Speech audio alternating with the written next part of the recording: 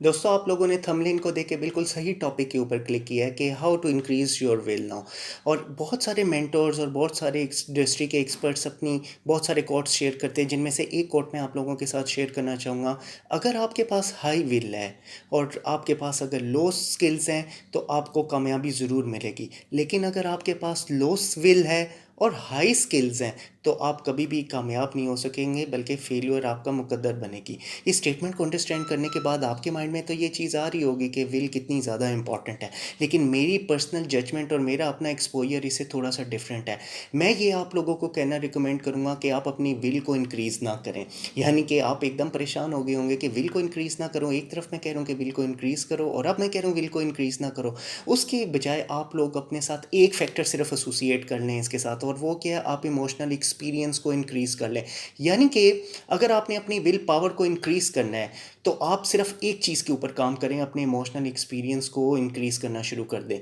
याद रखिए, जो विल पावर आपका है वो बेसिकली बेस कर रहा होता है डिनाइल के प्रिंसिपल्स के ऊपर, जबकि आपका इमोशनल एक्सपीरियंस जो है वो बेस कर रहा होता है आपके डिज़ाइन के प्रिंसिपल्स के ऊपर। यानी कि मैं आप लोगों को ये कहना चाह रहा हूँ कि जब आप अपनी किसी भी टारगेट को अचीव करने के लिए उसके साथ आप अपना इमोशनल एक्सपीरियंस अटैच कर देंगे और उसके साथ आप कुछ कलर्स ऐड कर देंगे अपने माइंड के अंदर, आप उसको मैप करना शुरू कर देंगे, तो आपका जो अनकॉन्शियस माइंड है उसके अंदर एक फॉर्म जनरेट होना शुरू हो जाएगा, और वो जो फॉर्म क्रिएट होगा उसके अंदर बहुत सारी पिक्चर्स होंगी, बहुत सारी उसके अंदर कलर्स आना शुरू हो जाएंगे कि ये काम मैंने ज़रूर अचीव करना है और ये वाला टारगेट मैंने अपनी ज़िंदगी में ज़रूर हासिल करना है। यहाँ पे मैं आप लोगों के साथ एक बहुत ही पावरफुल स्टेटमेंट शेयर करने जा रहा हूँ, जिसको बड़े गौर से आप लोगों ने अंडरस्टैंड करना है। और वो स्टेटमेंट है, extreme emotions has a deep retentions. मैं दोबारा रिपीट करता हूँ, इसके ऊपर गौर ज़रूर करें। Extreme emotions has a deep retentions. यानी कि अगर आपकी ज़िंदगी के अंदर कोई इंपॉर्टेंट दिन आपको याद हो, मिसाल के तौर पे आपके बच्चे की पहली सालगिरह का दिन था, या मिसाल के तौर पे आप देखें कि 9/11 का वाक़या हुआ,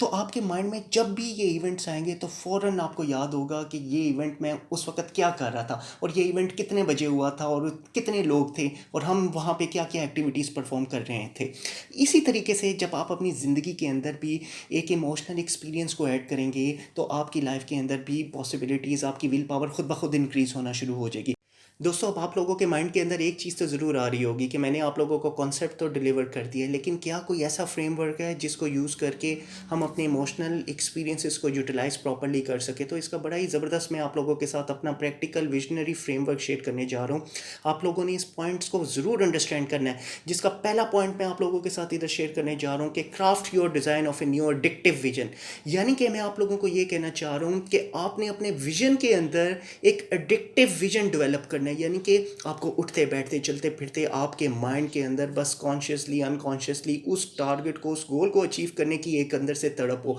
और ऐसी आपको बर्निंग डिज़ायर हो कि आपके माइंड में बस मैंने तो ये चीज़ करके ही रहना है, मैंने तो ये टारगेट अचीव करके ही रहना है, चाहे कुछ भी हो जाए, दुनिया की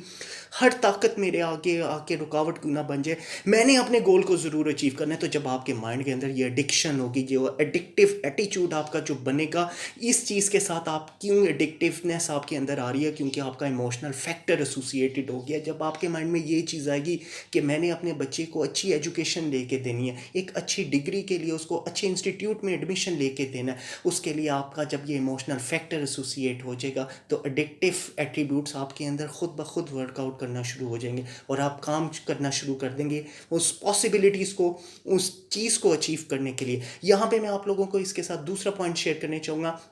कि जब आपका एडिक्टिव विजन आप डेवलप कर लेते हैं तो उसके साथ आप उसके डेट्स एंड टाइम्स एसोसिएट करें कि ये वाला मैंने विजन, ये वाला मैंने टारगेट, मैंने किस डेट को और कितने टाइम के अंदर मैंने इस टारगेट को अचीव करना है। और ना सिर्फ आप अपने डेट एंड टाइम के साथ इस चीज़ को एसोसिएट करें, बल्कि इसके साथ आप बहुत सारे फॉर्म्स इसके साथ एसोसिएट करें, इसको डिस्क्राइब करें, और ज़्यादा इसके साथ इसकी क्लैरिटी लें, क्योंकि यहाँ पे याद रखिए कि clarity is the main power. अगर आपने जिस चीज़ को अचीव करना चाह रहे हैं उसकी क्लैरिटी अगर आपको नहीं होगी, आपको ये नहीं पता लगेगा कि मैंने जाना कहाँ पे है, मैंने पहुँचना कहाँ पे है, और मुझे इस चीज़ से हासिल क्या होगा, तो आपका इमोशनल एक्सपीरियंस उसके साथ कभी भी एसोसिएट एसोसिएट नहीं होगा। तो इमोशनल एक्सपीरियंस को इंक्रीज़ करने के लिए आपने कलरफुल फॉर्म्स को अपने साथ उसको डिस्क्राइब जब करेंगे, तो पॉसिबिलिटीज़, आपका माइंड जो है वो इस तरह काम करना शुरू कर देगा जिस तरह न्यूरोपाथ्स होते हैं। और आपको पता है कि हमारा माइंड जो है वो बना ही न्यूरोपाथ्स के ऊपर है। अल्लाह ताला ने इसके अंदर इतना एक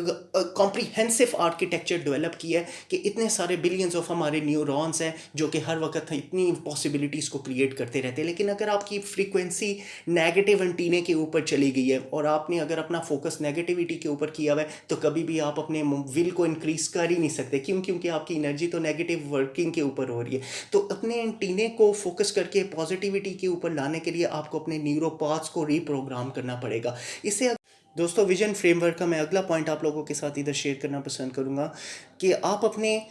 इमोशनल एक्सपीरियंसेस को अटैच करने के लिए उसके साथ जब आप अपने बेनिफिट्स एसोसिएट करेंगे, और बेनिफिट्स क्या हो सकते हैं कि आप ये देखें कि अगर ये वाला काम मैं कर लूँगा तो मेरी फैमिली को क्या एडवांटेज होगा, मेरी सोसाइटी को क्या एडवांटेज होगा, इससे कितने लोगों की ज़िंदगियाँ तब्दील हो सकती हैं। लेकिन जब आप अब ऐसे इमोशनल एक्सपीरियंसेस एसोसिएट नहीं करेंगे तो डेफिनेटली आप कभी भी आपकी विल इंक्रीज़ नहीं हो सकती। तो अगर आपने अपनी विल को इंक्रीज़ करना है तो आपको पता होना चाहिए कि जो भी आप टास्क करने जा रहे हैं, जो भी आप काम की शुरुआत करने जा रहे हैं, उसके साथ आपके इमोशनली फैक्टर ज़रूर एसोसिएट हो। अगला पॉइंट आप लोगों ने हमेशा याद रखना है कि न्यू पाथ्स के ऊपर वर्कआउट करें। जब आप अगर अपने बच्चे को स्कूल छोड़ने जा रहे हैं या अगर अपने आप ऑफिस जा रहे हैं और अगर आप एक ही रास्ता जो है यूज़ करते जा रहे हैं और आपकी लाइफ के अंदर कोई टर्निंग पॉइंट्स नहीं आ रहे और सेम ही पैटर्न के ऊपर आप चलते जा रहे हैं तो कभी भी आपका न्यूरोपाथ सिस्टम नए डिज़ाइन पैटर्न्स के ऊपर कभी भी काम नहीं करेगा। और ना सिर्फ काम करेगा बल्कि आपके जो possibilities of increasing your will है वो भी आपकी बहुत ज़्यादा कम होना शुरू हो जाएगी। तो न्यू पाथ्स को आइडेंटिफाई करने के लिए आप लोगों को चाहिए कि अपने डिज़ाइन पैटर्न्स को चेंज करें। विजन फ्रेमवर्क का अगला पॉइंट मैं आप लोगों के साथ शेयर करूंगा कि 5 एक्शन स्टेप्स आप अपने डेवलप करें और आप अपने पेपर के ऊपर उन चीज़ों को लिखें। 1 2 3 4 5 पॉइंट्स चेकलिस्ट की शेप के अंदर लिखें कि मैं ये टारगेट अचीव करके मुझे क्या मिलेगा, मैं कहाँ पे आऊँगा, मेरी लाइफ कैसी होगी, मैं कैसे अपनी ज़िंदगी के अंदर किस तरह से दिख रहा हूँगा, अपने फ्यूचर के अंदर मैं 5 साल के बाद अपने आप को कहाँ पे देख रहा हूँ। जब आप इस तरह का 5 एक्शन स्टेप्स का प्लान लिखेंगे तो आपको खुद ब खुद आपकी विल पावर इंक्रीज़ होना शुरू हो जाएगी। नेक्स्ट पॉइंट विजन फ्रेमवर्क के अंदर मैं आप लोगों को ये भी रिकमेंड करूँगा कि इमोशंस ही दोस्तों हर वो चीज़ होती है जो आपको करने के ऊपर मजबूर कर देती है। एक इंसान को एक गुड से ग्रेट की तरफ भी आपके इमोशंस ही आपको लेके जाते हैं। आपको आपका नाम को डेवलप करने के लिए आपके इमोशंस ही हैं जो आपको इंस्पायर करते हैं, आपके अंदर आग लगाते हैं कि ये काम मैंने ज़िंदगी के अंदर ज़रूर करना है। और इन सब चीज़ों को अगर मैं समराइज़ करूँ तो मैं आप लोगों को एक चीज़ के ऊपर कंक्लूड करके इस टॉपिक को वाइंड अप करूँ, और वो ये चीज़ है कि आपने अपने माइंड के अंदर हमेशा याद रखना है कि जो आपकी विल पावर है